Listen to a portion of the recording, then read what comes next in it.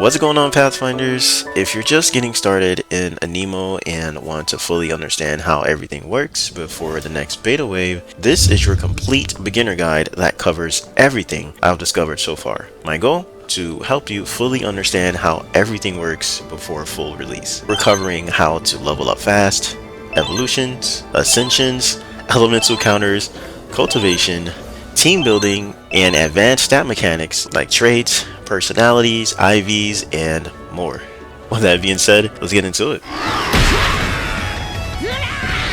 Now mind you, things are subject to change, but either way, some universal things to take note is EXP farming. So there are several ways to gain EXP in Aniimo. You have your bloom branches, activate them across the map to gain EXP and fast travel points. Upgrading bloom branches eventually unlocks cultivation and weather control. I'll talk a little bit more about cultivation later. Lumen ambers, found throughout the world, these trackable collectibles give EXP and exploration progress. These are very important. When you're out there on your adventures, do not ignore the lumens. A notification will pop up letting you know that one is in the area. I highly suggest you go ahead and pick it up. Catching Aniimo will obviously reward EXP. Cool little combo you can do: cultivate an area and use the tumbler Anipod. You're actually able to capture multiple Aniimos at once. Now obviously it's not 100% catch rate, but for every Aniimo caught, you'll gain EXP. Now you have your sanctums, the Zelda-like Breath of the Wild puzzle dungeons. These reward great EXP as well, and sometimes you can get rare materials, so I highly suggest don't skip those. Obviously your alpha Aniimos, so defeating these bosses grants big EXP bonuses. Chests, which are scattered everywhere, they contain EXP gems. You have your holo battle simulator. It's like a roguelike mode where you survive multiple waves of enemies. This will also reward EXP and you will get amazing items. Ever so often you'll be catching a lot and you'll kind of lose track of how many Aniimo you've gathered in your storages. So what you could do is when you release them, you'll actually receive EXP gems, but make sure you're checking out their stats, make sure you're checking out their attributes, because you don't want to throw away a really good Aniimo. One thing I want you guys to note too is like if you're low on EXP gems after ascending your Aniimos, don't waste them. What you could do is use cultivation to gather Aniimos and grind EXP by battling or capturing them. Next up is Ascension and Dewdrop crystals. So to level your Aniimo past the milestones, like from level 40 to 45, you'll need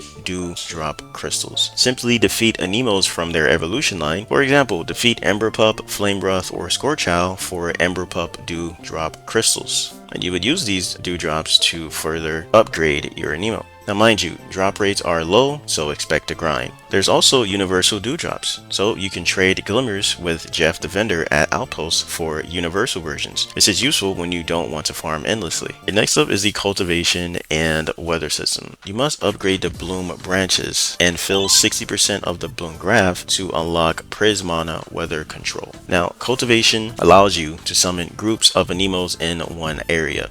You must have captured 80% of the Aniimo in that area to activate it. So for example, if you check in an area and you notice that there is a Prismana Scorchow, in order to unlock the ability to find the Prismana Scorchow, you need 80% of that area complete. Once you've captured at least 80% in that specific region, then you'll be able to cultivate that area. And once you're able to cultivate, you'll be able to activate Prismana weather control on the bloom graph. But remember, you can only cultivate 10 times per day. Use the Aniimo collection graph to track percent completions per area. And this is how you catch Prismana Aniimo. Cultivation is perfect for EXP farming, shining hunting, dewdrop crystal farming, and hunting for high stat Aniimos. Alright, now I want to talk about team building strategy. I recommend Stellestis, which goes into Stellaris, which is a ranged powerhouse. Also has great spatial coverage. We'll cover spatial and elemental matchups later. Ember Pup goes into Scorchow, one of the strongest DPSs in the game. He also comes with tremor attacks for underground enemies, with Fire Kick, which also has ground kick and electric kick. We have Skippy, which goes into Glacie, which is going to be your ranged healer, which is clutch in tough fights. So try to always have one healer, one melee DPS, one range DPS, and in the last slot you can have like a tank or support for utility debuffs. So this setup ensures you're prepared for all kinds of challenges, especially elemental and spatial counters. Now let's get into it. Elemental and spatial counters. This is the most important mechanic to master. If your Aniimo has an elemental disadvantage,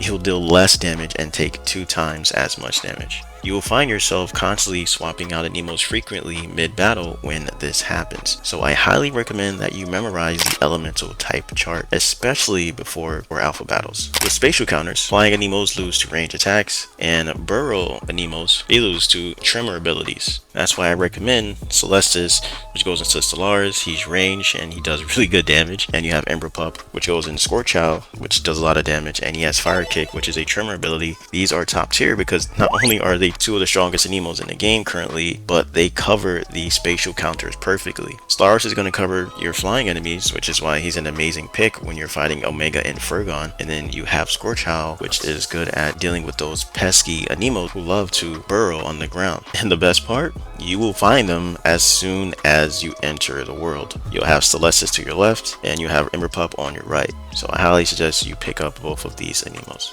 Alright, now let's get into some juicy stuff. I want to talk about traits, stats, personality, and growth. Let's talk about potential value. So Aniimos will have random stat rolls from 1 to 5 per stat when caught. This is similar to the IV or the individual system from Pokemon. This cannot be changed. So for example, if you caught 2 Celestises, one Celestis might have 4 magic attack slot and the other one might have 2. This is called potential value. These are random stats that are rolled up from 1 to 5 and that stat cannot be changed. But then, if you want to change that, you have growth value. You can actually increase these with Astronites, which upgrade a stat's value to max 10. And also, each Aniimo has a family value that it will focus on. So for example, you have Boneski, which goes into Glyncera. Their main stat is HP and physical attack. So you want to make sure that you find a Boneski that focuses on physical attack. So you want to make sure the potential value is at least 3 or 4. So that way you can use Astronites to get it to 10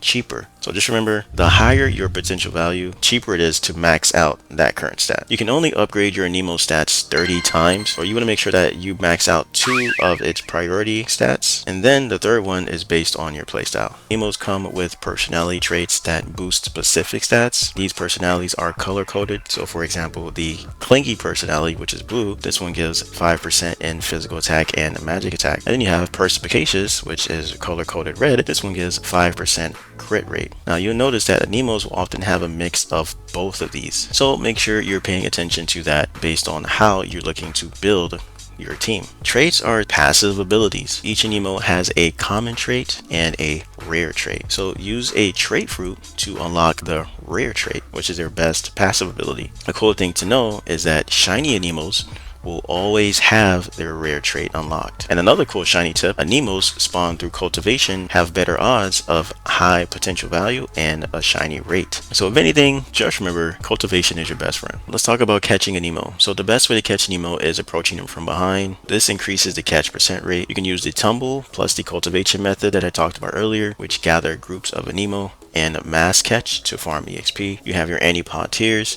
so higher tier pods equals higher success, especially on high level Aniimos. And another cool tip, when you're trying to catch a specific Aniimo, make sure you're actively setting your Aniimo to catch mode. So there's 3 different modes when you're currently out battling with an Aniimo. When you switch your Aniimo to offensive mode, it will automatically target the nearest enemy. When you set it to defensive mode, your Aniimo will stop attacking, but it will retaliate if it's hit. When you set it to catch mode, your Aniimo will help you whittle down the Aniimo that you're trying to catch. It will stop fighting once the enemy Aniimo had reached a certain health threshold. Like when you're trying to 80% an area, you set your Aniimo to catch mode, so that way you won't kill it by mistake. Now let's talk about Glimmers. So what are Glimmers? Glimmers will most likely be the main premium currency in Aniimo, and they can be used to purchase Ultra Pods, Astronites for your stat upgrades, Lumen Shards, which are used for cultivation, EXP gems, Fumin crystals, and etc. And the best way to farm Glimmers is to solve puzzles, open chests,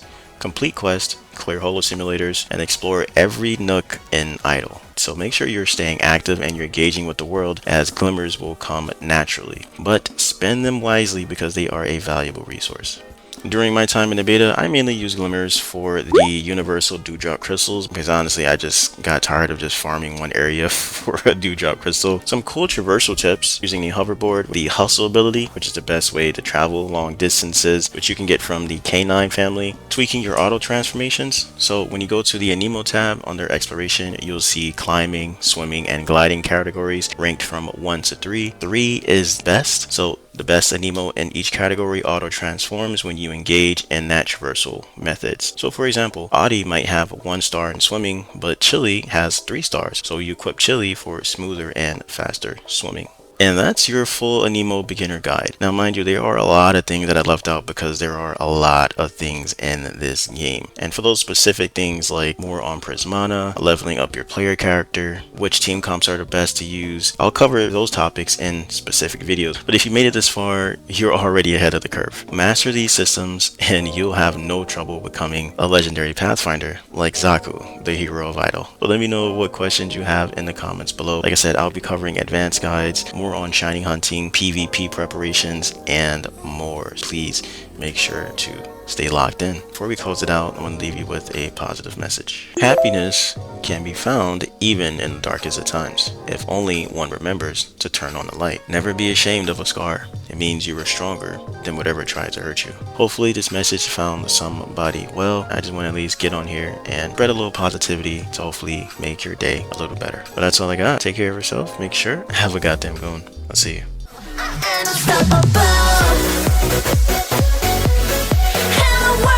Yeah, I'm invincible.